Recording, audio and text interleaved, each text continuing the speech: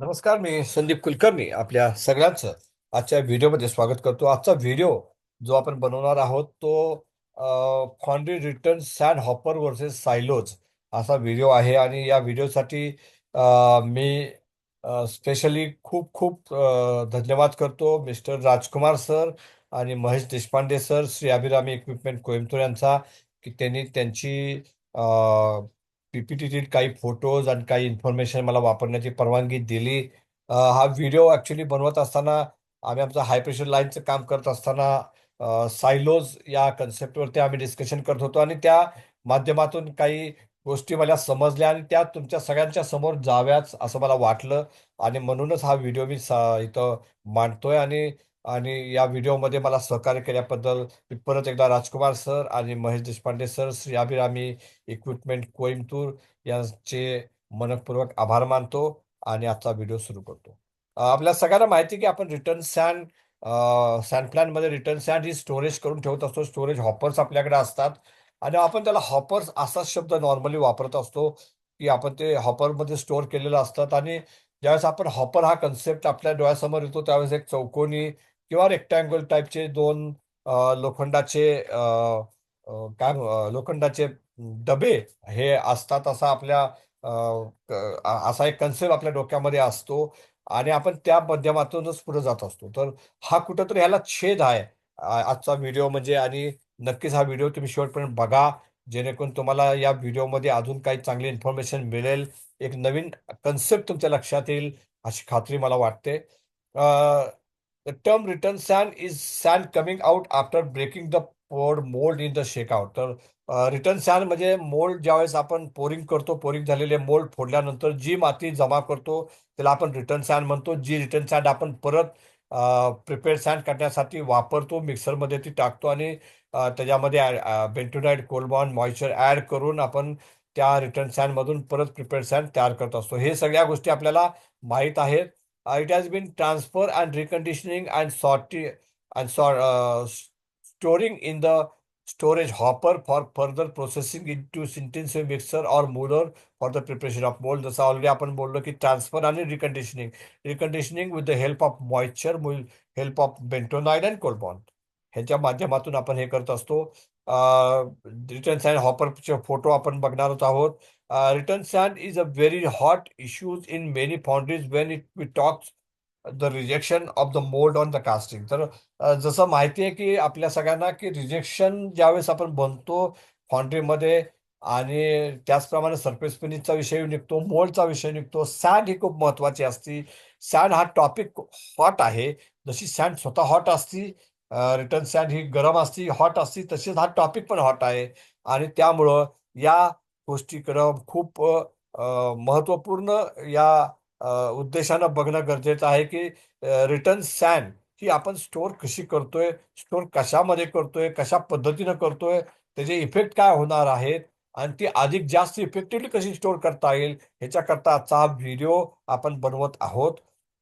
Proper storage and reconditioning of return sand is again major aspect in the designing of the sand preparation plant of any foundry and to store. मी जसं आता म्हटलं तसं ही sand आपण जी return sand आहे, जी mould तोडून आपण जमा केलेली आहे, त्याचं स्टोरेज, त्याचं ट्रान्सपोर्टेशन आणि ते कसं ठेवतोय, कशा पद्धतीनं वापरतोय, ह्याला खूप महत्व आहे. जे जेवढ्या चांगल्या पद्धतीनं, जेवढ्या इफेक्टिव्हली पद्धतीनं हे वापरू शकू, ठेवू शकू, तेवढं चांगलं मोल्ड तुमचा बनू शकतो, तेवढा चांगलं कास्टिंग तुमचं बनू शकतं. त्यामुळं हा खूप महत्त्वाचा भाग आहे, की त्याचं रिकंडिशनिंग मी कसं करतोय, त्याचं स्टोरेज कसं करतोय आणि त्याच्यामुळे या स्टोरेज हॉपरला खूप जास्त महत्त्व आहे.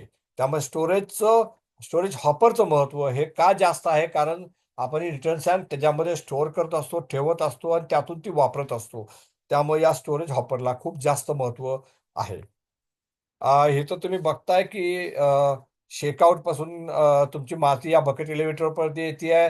त्यानंतर पॉलिगॉनल सीव्ह आणि सँड कूलरच्या माध्यमातून या बकेट एलिव्हेटरमधून ही माती तुमच्या या सँड हॉपरमध्ये इथं जाते आहे. आणि मला वाटते हे खूप महत्वाचं आहे की या सँड हॉपरमध्ये तुम्ही ही माती साठवून ठेवत असता आणि या सँड हॉपरमधून परत एकदा बकेट एलिव्हेटरच्या माध्यमातून या मिक्सरमध्ये ही माती येते, इथं वरून बेंटोनाइट कोलबॉट ऍडिशन होतंय आणि मग मिक्सरमधून ही माती तुमच्या मोल्डिंग लाईनला परत एकदा प्रिपेअर सॅन्ड म्हणून दिली जाते. तर हा सिम्पल लेआउट असतोय, जो नॉर्मली सगळ्या फॉन्ट्रीमध्ये ऑलमोस्ट सेम असतो. याच्यामध्ये काही फार मोठे चेंजेस नसतात.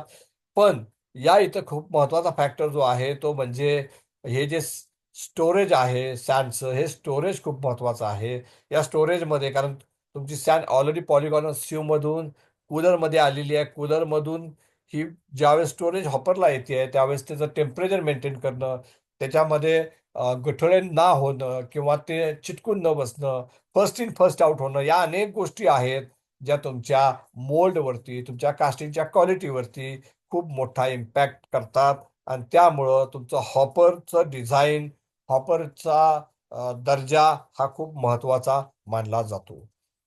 टाईप ऑफ स्टोरेज हॉपर, याच्यामध्ये दोन प्रकारचे स्टोरेज हॉपरचे टाईप मानली जातात. एक म्हणजे हॉपर जे नॉर्मली रेक्टँग्युलर किंवा स्क्वेअर टाईप असतात, पिरॅमिड टाईप असतात. अ, आणि दुसरे म्हणजे सायलोज. सायलोजमध्ये कोनिकल ओपनिंग असतं, राऊंड शेपचे हे आपण डबे म्हणू शकतो किंवा बरण्या म्हणू शकतो. हे सायलोज असतात. इथं तुम्ही बघता हे हॉपर आहे, त्याच्यामध्ये रेक्टँग्युलर आहे, स्क्वेअर टाईप आहे, त्याच्यामध्ये सँड तुमची साठवली जाते. नॉर्मली आपण याच प्रकारचे हॉपरचं डिझाईन बऱ्याच ठिकाणी बघत असतो आणि याच प्रकारचे हॉपर आपण वापरत असतो. पण या हॉपरमध्ये काही डिसअडव्हान्टेजेस आहेत, हे आपण आज इथं बघणार आहोत. त्याच्यामधलं सगळ्यात मोठं डिसअडव्हान्टेज आहे की तुमचे या प्रकारच्या हॉपरमध्ये ज्यावेळेस सँड जमा होती त्यावेळेस ह्याच्यामध्ये ती सँड चिकटण्याची शक्यता जास्त असते. Sticking of sand on the walls, दोन्ही बाजूच्या ज्या भिंती आहेत हॉपरच्या, त्या भिंतीला ही सँड चिकटण्याची शक्यता असते. त्याचप्रमाणे खालच्या बाजूला डोमिंग होण्याची शक्यता असते. या डोमिंगलाच आपण रॅट होल असंही म्हणू शकतो.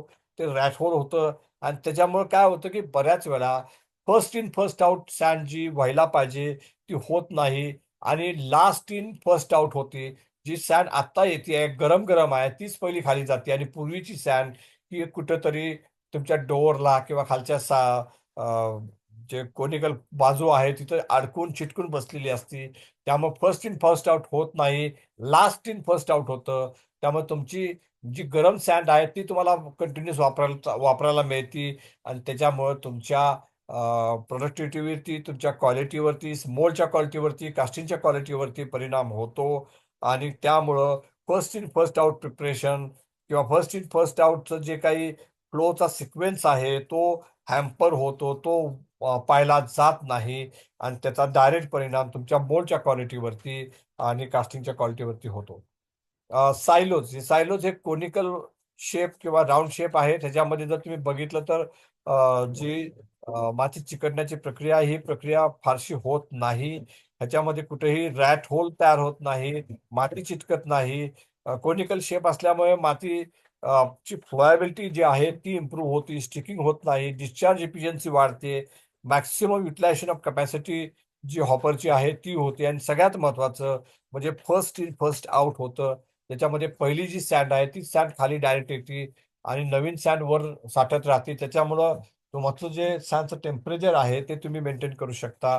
त्याच्यामुळं तुम्हाला मोल्ड क्वालिटी तुमची इम्प्रूव्ह होती, मोल्ड क्वालिटी मग कास्टिंग क्वालिटी इम्प्रूव्ह होती आणि या सगळ्याचा डायरेक्ट इफेक्ट तुमच्या ओव्हरऑल कास्टिंगच्या क्वालिटीवरती होतो, त्याच्या सरफेस फिनिशवरती होतो, रिजेक्शनवरती होतो आणि या सगळ्यामुळं तुम्हाला एक चांगलं परफॉर्मन्स हा तिथं मिळून जातो. त्यामुळे silos are much better than hopper आणि हे खूप चांगल्या पद्धतीनं या दोन्ही स्लाइडमध्ये दाखवलेलं आहे.